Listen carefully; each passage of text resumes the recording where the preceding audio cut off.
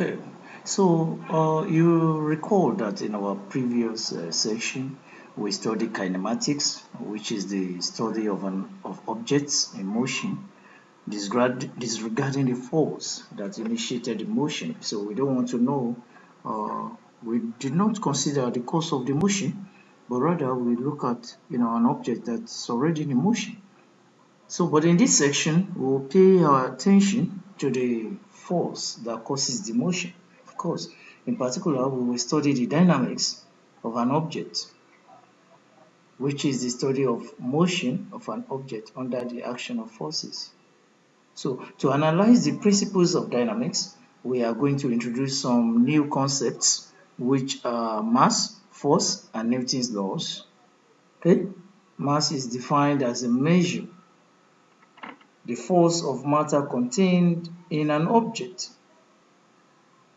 So the force may be understood informally as a push or pull. Okay, so how in a scientific terms, force is defined as an interaction between two objects or between an object and its environment. There are different types of force, and they are, of course, will be defined later. We'll look at it much later, subsequently. Okay. So, however, the following forces are defined here for the sake of introducing the concept of balanced and unbalanced forces. All right. So, what about weight? Weight is an attractive force exerted by the earth on objects which are on or close to the Earth's surface. Okay, so but the normal force is a perpendicular force exerted by surface of an object which is in contact with the surface. This is not the case for applied force, which is defined as an attractive or repulsive force exerted on an object. But for frictional force, it is the force that opposes the motion. Is always opposing the motion of an object which come in contact with its surface. All right.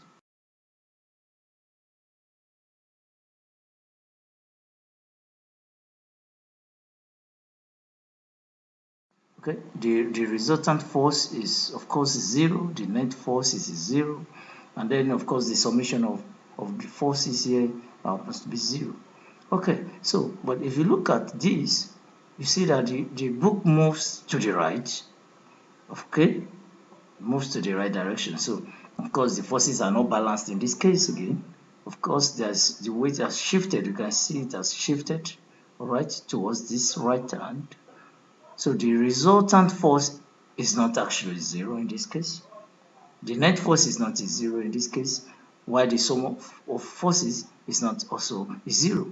So the frictional force, the summation of the final and that the frictional force and that of the initial remains unbalanced. Okay, so then we can now that everything, or maybe I should tell you that everything seems to be lazy to change their position unless they are being compelled to do so.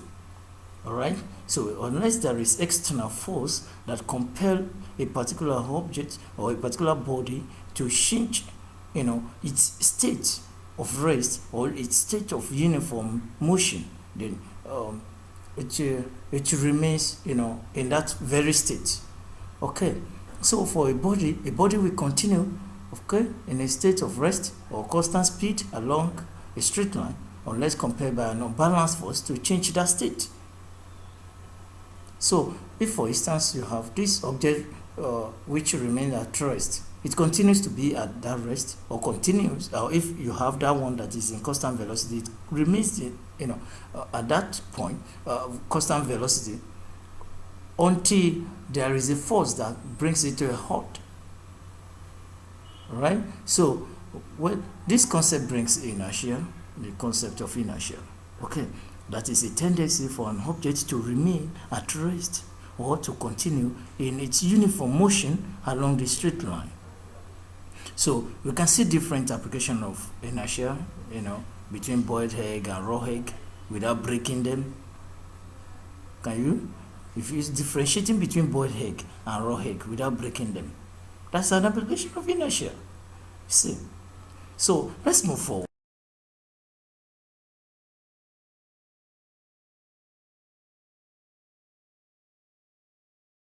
Force acts on an object. The object will change its state of motion according to Newton's second law. Newton's second law of motion. Okay, so if a net force acts on the body will be accelerated. Okay, and the magnitude of the acceleration is directly proportional to the magnitude of the force. Okay, and inversely proportional to the mass of the body, while the direction of the acceleration is in the direction of the net force. So mathematically speaking, acceleration is what?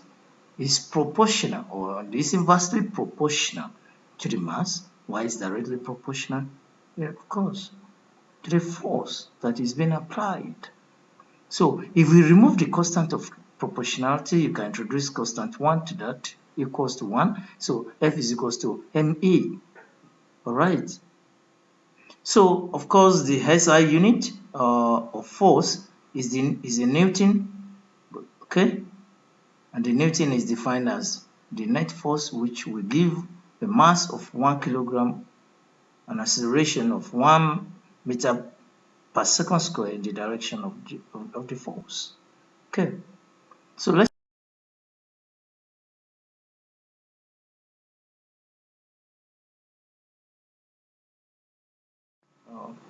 okay. So free body diagram is a diagram that represents an object and the forces acting on the object. Okay, so the forces are represented by arrows. As you can see, the forces are represented by arrow. This one is frictional force, which is acting in opposite direction to this. All right. Okay, since force is a vector quantity, you see that with length proportional to the magnitude of force and the direction of the arrow indicating the direction of the force. You can see a free body diagram should always be drawn when a problem involves Newton's second law. Okay, all right, so you want to use Cartesian plane or reference frame. All right, so what we can do is to alright, look at this free body diagram example and then try at the comment section if you see maybe what you can make of it. Suppose that you have two people push a car along a horizontal road. Okay, one person applies a force of 300 Newton and then the other a force of 200 Newton. So the car has a mass of 1,200 kilogram and the total force due to resistance is 400 Newton and acts in the opposite direction to the forces exerted by the people pushing. So I want you to draw a free body diagram that shows the horizontal forces on the car and find the acceleration of the car. Okay, so you can just take a look of this schematic diagram and let's see what you can make of that from the comment section. Let's go forward.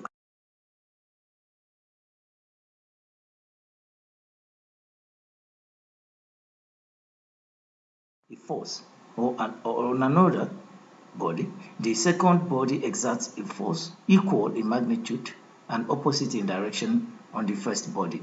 You can see, all right, from this schematic diagram, you can figure, you can see, okay, the same force is being exerted, but in equal direction. So if you have a first body, first body act okay on second body, the second body will act on the first in an equal but of course opposite way.